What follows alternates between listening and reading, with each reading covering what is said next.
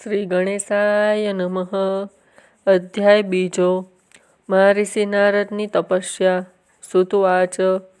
એકસ્મિયં સમય વિપ્ર નારદો મુનિ સતમ બ્રહ્મપુત્રા વિનીતાત્મા તપોર્થમન આદતે. સૂત બોલ્યા, હે વિપ્રો, એક સમય બ્રહ્માના પુત્ર મહર્ષિ નારદે વિનયપૂર્વક વિચાર કરી હિમાલય પર જઈ જ્યાં એક ગુફા આગળ ગંગા નદી પૂરા વેગમાં વહેતી હતી એ શોભાયમાન સ્થળ હતું. તે સ્થળે તપ માટે પસંદ કર્યું. તે ગુફામાં પ્રવેશી એક જગ્યા સ્વચ્છ કરી નારદ તપ કરવા લાગ્યા. ત્યાં આગળ દ્રઢ આસનને બેસી મૌન વ્રત રાખી પ્રાણનો સંયમ કરી તેમણે ઘણા લાંબા કાળ સુધી તપ આદર્યું. નારદ મુનિની સમાધિથી દેવરાજ ઇન્દ્ર કાંપી ઉઠ્યા. તેમના મનમાં શંકા થઈ કે આ નારદ મારું રાજ્ય લેવાની ઈચ્છાથી તપ કરે છે. તેણે નારદના તપમાં ભંગ પાડવાનું સ્મરણ કરીને કામદેવને બોલાવ્યા. કપટ બુદ્ધિ ઇન્દ્ર કામદેવને બધી વાત સમજાવી કહ્યું, હે મારા પરમ હિતેચ્છુ મિત્ર, મેં ઘણી વેળાએ તમે મદદ કરી છે. તારે અપૂર્વ બળને લીધે તારી મદદથી મેં ઘણાય તપમાં ભંગ પાડ્યો છે. ખરું કહું તો તારા લીધે જ મારું રાજ્ય રહ્યું છે. જો નારદ મુનિ જીતેન્દ્રિય છે અને તે હિમાલયની એક ગુફામાં મહાદેવનું ધ્યાન ધરીને ઉગ્ર તપ કરી રહ્યા છે. કદાચ મહાદેવની પ્રસન્નતા પામી નારદ મારા રાજ્યની માંગણી પણ કરે. માટે તું સત્વરે ત્યાં જઈને નારદના તપમાં કોઈ ઉપાયે ભંગ પાડ. ઇન્દ્ર આવી આજ્ઞા કરી. ત્યારે વસંતનો મિત્ર કામદેવ વસંતને સાથે લઈ દ્વારાથી નારદ તપ કરતા હતા ત્યાં ગયા અને તપમાં ભંગ પાડવા તેણે કાંઈક યુક્તિ કલાઓ રચવા માંડી, પરંતુ તપ કરી રહેલા નારદ આગળ નિષ્ફળ ગયા.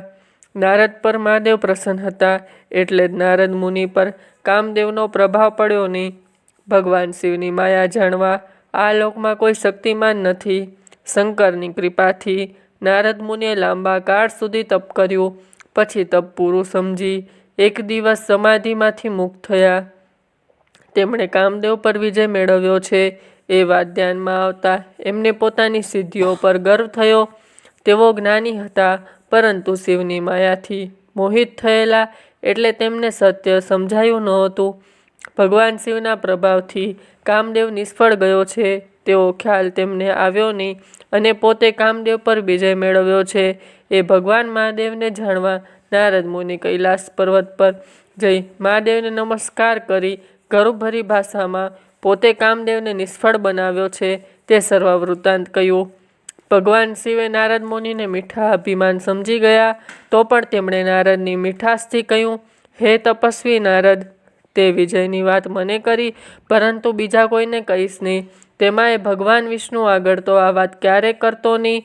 તું મને અતિ પ્રિય હોવાથી તારા ભલા માટે આ શિખામણ તને આપું છું. વળી તું વિષ્ણુનો ભક્ત છે અને તેનો ભક્ત તો મને અત્યંત અનુસરે છે.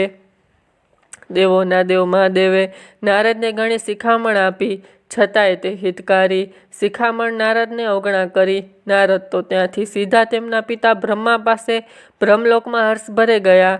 બ્રહ્માને નમસ્કાર કરી બોલ્યા, પિતાજી, મારું તપ સફળ થયું.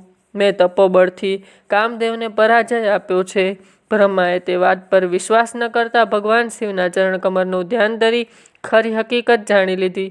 પછી નારદને કહ્યું, આ વાત ગુપ્ત રાખજે, બીજા કોઈને કહીશ નહીં. પરંતુ નારદ તો શિવની માયાથી મોહિત થયેલા અને ગર્વનિષ્ઠ થયેલા, તેથી તેમની આજ્ઞા હોવા છતાં પિતાની શિખામણની પણ તેમણે અવગણા કરી. નારદ તો વિષ્ણુ ભક્ત હતા એટલે ત્યાંથી સત્વર વિષ્ણુલોકમાં ભગવાન વિષ્ણુ પાસે ગયા. તેમને હર્ષિત થઈ આવતા જોઈ ભગવાન વિષ્ણુ ઊભા થઈ તેમને ભેટી પડ્યા ને કહેવા લાગ્યા, હે તાત, અચાનક અહીં ક્યાંથી તમારું આગમન થયું? આવવાનું કાંઈ પ્રયોજન તો હશે ને? હે મુનિવર, તમે ધન્ય છો. તમારા આગમનથી હું પવિત્ર થયો છું. ભગવાન વિષ્ણુના આવા પ્રેમાળ વચન સાંભળી ગર્વનિષ્ઠ થયેલા નારદ મુનિ પોતાના તપોબળ અને કામદેવને પરાજયનો સર્વ હકીકત ખૂબ જ ગર્વથી કહી. ભગવાન વિષ્ણુ તો અંતર્યામી હતા, તેમણે નારદને કામદેવ પર મેળવેલ વિજયનું તાત્પર્ય મનથી તુરત જ જાણી લીધું. પછી ભગવાન શંકરની સ્તુતિ કર્યા બાદ વિષ્ણુએ મુનિશ્રેષ્ઠ નારદને કહ્યું, હે મુનિવર, તમે ધન્ય છો, તપના ભંડાર અને ઉદાર બુદ્ધિવાળા છો. તમે તો નૈષ્ઠિક બ્રહ્મચારીને જીતેન્દ્રિય છો, એટલે તમારા કામ વિકાર ઉદ્ભવ જ ક્યાંથી? શ્રી હરિના આવા વચનો સાંભળી નારદ ખૂબ હસી પડ્યા. પછી હૃદય શ્રી હરિને નમસ્કાર કરી કહેવા લાગ્યા, હે સ્વામી, આપ મારા પર કૃપણ છો, ત્યાં સુધી કામદેવ પર મારો પ્રભાવ કેમ પાડી શકે? એમ કહી ભગવાન વિષ્ણુને નમસ્કાર કરી પોતાની ઈચ્છાનુસાર મન ફાવે ફરનાર નારદ મુનિ ત્યાંથી તુરત જ નીકળી પડ્યા.